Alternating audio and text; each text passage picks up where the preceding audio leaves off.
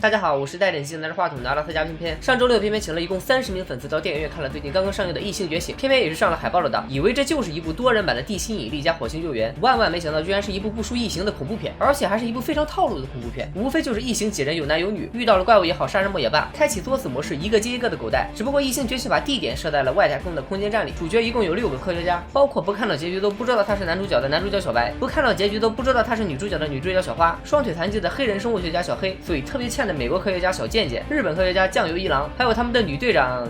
算了，不给他起名了，就叫女队长好了。最烦这种主角人数特别多，起个名字都要浪费偏偏不少脑细胞的片子。还好接下来他们会一个接一个的领便当。故事一开场就是6个人收到了一个来自火星的快递，拆开一看，里面是在火星上发现了一个单细胞生物。然后小黑就从生物学家转世成奶爸，用葡萄糖开始喂养起这个单细胞。很快细胞变成了一棵小树苗。地球上的孩子还给这个外星生物起了一个很洋气的名字，叫狗剩。眼看着狗剩越长越大，早晚得出事儿啊！有一天小黑关门没有关严实，导致实验室空气成分突变，狗剩就进入了休眠状态，可把小黑心疼坏了，直接拿电棒往狗剩身上怼。我说你们这些个科学家小时候是没上过安全教育课吗？外星生物是能随便电的吗？就算要电也可以远程遥控，有必要亲自上手吗？果不其然，狗剩洗过来反咬一口，废了小黑一只手。这个实验室居然也没啥紧急防护措施，门外的5个人眼睁睁的看着狗剩把实验室里的老鼠给吃了，这才反应过来要救人。小健健冲进去救出了小黑，自己却被狗剩缠住。然后小健健开始用火喷狗剩，但是并没有什么卵用，狗剩直接钻进小健健体内，拿了本场比赛的1血。狗剩吃的越多，体型越大。刚才的火焰喷射器触碰了火警开关，飞船上的消防孔全部打开，而且只能一个接一个的手动关掉，什么坑爹设计！果然狗剩在最后1秒钻进了最后一个没被关上的消防孔，进入了飞船内部，喝光了通讯设备的冷却剂，导致空间站连不上 WiFi， 不能和地球人视频聊天了。女队长出舱修理通讯设备，狗剩又弄坏了女队长的太空服，然后女队长死于脑子进水，狗剩完成双杀。不怕高温火烧的狗剩想从助推器再次钻进空间站，他钻哪个助推器，酱油一郎就打开哪个助推器喷他，就跟打地鼠一样的。可是喷到最后把飞船的燃料也快喷光了，没了燃料，飞船会自动回到返航地球的轨道，到时候就会把狗剩也带回地球。所以剩下的4个人一商量，还是把狗剩放了进来。之后狗剩居然偷偷钻进了小黑的裤裆里，从小黑的台词中我们也不知道他到底是因为双腿残疾没知觉呢，还是心疼自己的干儿子狗剩故意瞒着大家的。反正最后小黑也被狗剩弄死了。剩下的3个人里，日本人酱油一郎躲进了休眠舱，小白和小花躲在了指挥室。这时候从地球那边飞过来一个飞船，连接上了空间站，而咱们的女主角小花终于上线了。她说外星怪物的安全方案是她设计的，第1道防火墙是实验室，第2道防火墙是空间站，如果都被突破以后会自动开启第3道防火墙。那个飞船并不是援军，而是来把他们推到外太空里，避免怪物落进地球的。酱油一郎不知道这事儿，还以为新来的飞船是来救援了呢，傻乎乎的把连接的阀门给打开了，导致飞船和空间站撞在了一起，空间站反而进入了返航地球的轨道。酱油一郎也被狗剩咬死了，他终于完成了自己在这部片子里打酱油的任务。